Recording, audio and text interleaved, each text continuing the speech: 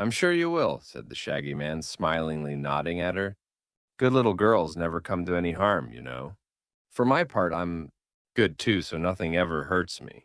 Dorothy looked at him curiously. His clothes were shaggy, his boots were shaggy and full of holes, and his hair and whiskers were shaggy. But his smile was sweet and his eyes were kind. Why didn't you want to go to Butterfield? She asked. Because a man lives there who owes me 15 cents, and if I went to Butterfield and he saw me, he'd want to pay me the money. I don't want money, my dear. Why not? She inquired. Money, declared the Shaggy Man, makes people proud and haughty. Don't want to be proud and haughty. All I want is to have people love me, and as long as I own the love magnet, everyone I meet is sure to love me dearly. The love magnet, why, what's that? I'll show you if you won't tell anyone, he answered in a low, mysterious voice. There isn't anyone to tell, except Toto, said the girl. The Shaggy Man searched in one pocket carefully and in another pocket, and in a third. At last he drew out a small parcel wrapped in crumpled paper and tied with a cotton string. He unwound the string, opened the parcel, and took out a bit of metal shaped like a horseshoe. It was dull and brown and not very pretty. This, my dear, said he impressively, is the wonderful love magnet. It was given me by an Eskimo in the Sandwich Islands, where there are no sandwiches at all. And as long as I carry it, every living thing I meet will love me dearly. Why didn't the Eskimo keep it? She asked, looking at the magnet with interest. He got tired being loved and longed for someone to hate him.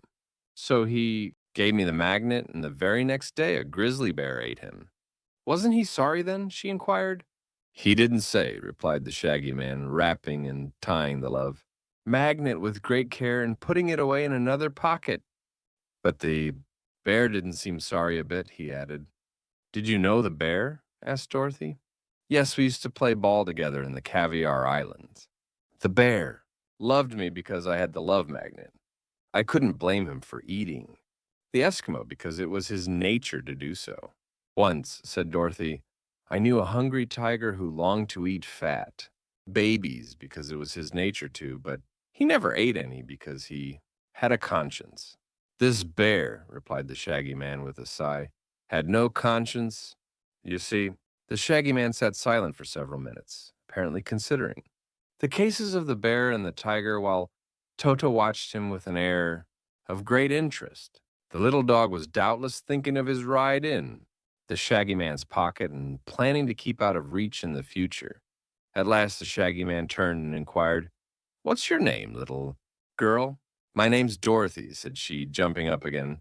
But what are we going to do? We can't stay here forever, you know. Let's take the 7th road, he suggested. 7 is a lucky number. For little girls named Dorothy. The 7th from where? From where you begin to count.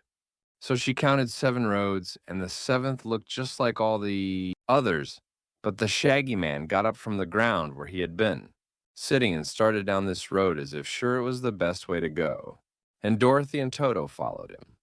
The Rainbow's daughter, Toto, now allowed to run about as he pleased, was glad to be free again, and able to bark at the birds and chase the butterflies.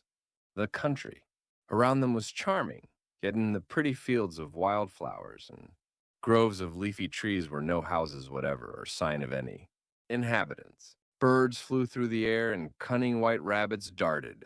Amongst the tall grasses and green bushes, Dorothy noticed even the ants toiling busily along the roadway, bearing gigantic loads of clover seed. But of people there were none at all. They walked briskly on for an hour or two, for even little Button Bright was a good walker and did not tire easily. At length, as they turned a curve in the road, they beheld just before them a curious sight. A little girl, radiant and beautiful, shapely as a fairy and exquisitely dressed, was dancing gracefully in the middle of the lonely road, whirling slowly this way and that, her dainty feet twinkling in sprightly fashion. She was clad in flowing, fluffy robes of soft material that reminded Dorothy of woven cobwebs, only it was colored in soft tintings of violet, rose, topaz, olive, azure, and white, mingled together most harmoniously in stripes which melted one into the other, with soft blendings. Her hair was like spun gold and floated around her, in a cloud no strand being fastened or confined by either pin or ornament or ribbon. Filled with wonder and admiration, our friends approached and stood, watching this fascinating dance. The girl was no taller than Dorothy, although more slender, nor did she seem any older than our little heroine. Suddenly she paused and abandoned the dance, as if for the first time, observing the presence of strangers. As she faced them, shy as a frightened fawn, poised upon one foot as if to fly the next instant, Dorothy was astonished to see tears flowing from her violet eyes and trickling down her lovely rose-hued cheeks.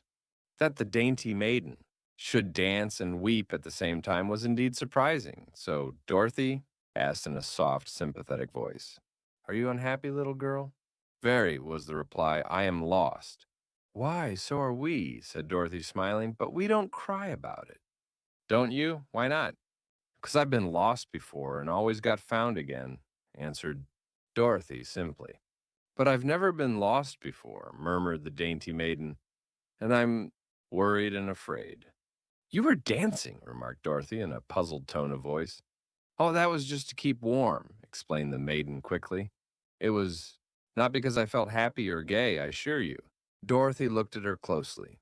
Her gauzy flowing robes might not be very warm, yet the weather wasn't at all chilly, but rather mild and balmy. Like a spring day. "Who are you, dear?" she asked gently. "I'm Polychrome," was the reply. "Polly whom?" "Polychrome. I'm the daughter of the rainbow." "Oh," said Dorothy with a gasp. "I didn't know the rainbow had children, but I might have known it before you spoke. You couldn't really be anything else." "Why not?" inquired Polychrome as if surprised. "Because you're so lovely and sweet."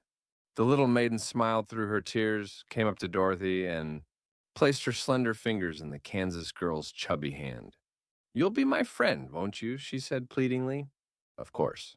"And what is your name?" "I'm Dorothy, and this is my friend Shaggy Man, who owns the Love Magnet, and this is Button Bright. Only you don't see him as he really is because the Fox King carelessly changed his head into a fox head. But the real Button Bright is good to look at, and I hope to get him changed back to himself sometime." The Rainbow's daughter nodded cheerfully, no longer afraid of her new companions. "But who is this?" she asked, pointing to Toto, who was sitting before her, wagging his tail in the most friendly manner and admiring the pretty, made with his bright eyes. "Is this also some enchanted person?" "Oh no, Polly. I may call you Polly, mayn't I? Your whole name's awful." "Hard to say. Call me Polly if you wish, Dorothy." "Well, Polly, Toto's just a dog, but he has more sense than Button Bright, to tell the truth, and I'm very fond of him." "So am I," said Polychrome, bending gracefully to pat Toto's head. "But how did the Rainbow's daughter ever get on this lonely road and become lost?" asked the Shaggy Man, who had listened wonderingly to all this. "Why, my father stretched his rainbow over here this morning so that one end of it touched this road," was the reply, "and I was dancing upon the pretty rays, as I love to do, and never noticed I was getting too far over the bend in the circle. Suddenly I began to slide, and I went faster and faster until at last I bumped on the ground at the very end. Just then father lifted the rainbow again, without noticing me at all, and though I tried to seize the end of it and hold fast, it melted away entirely, and I was left alone and helpless on the cold, hard earth.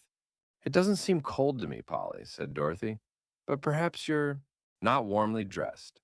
"I'm so used to living near the sun," replied the Rainbow's daughter, "that at first I feared I would freeze down here. But my dance has warmed me some, and now I wonder how I am ever to get home again." "Won't your father miss you and look for you and let down another rainbow for you?" "Perhaps so, but he's busy just now because it rains in so many parts of the world at this season, and he has to set his rainbow in a lot of different places." "What would you advise me to do, Dorothy?" "Come with us," was the answer. "I'm going to try to find my way to the Emerald City, which is in the fairyland of Oz." "The Emerald City is ruled by a friend of mine, the Princess Ozma. And if we can manage to get there, I'm sure she will know a way to send you home to your father. Again. Do you really think so? Asked Polychrome anxiously. I'm pretty sure. Then I'll go with you, said the little maid. For travel will help. Keep me warm, and father can find me in one part of the world as well as another if he gets time to look for me. Come along then, said the Shaggy Man cheerfully, and they started on. Once more, Polly walked beside Dorothy a while, holding her new friend's hand as if she feared to let it go, but her nature seemed as light and buoyant as her fleecy robes, for suddenly she darted ahead and whirled round in a giddy dance. Then she tripped back to them with sparkling eyes and smiling cheeks, having regained her usual happy mood and forgotten all her worry about being lost. They found her a charming companion, and her dancing and laughter, for she laughed at times like the tinkling of a silver bell, did much to enliven their journey and keep them contented.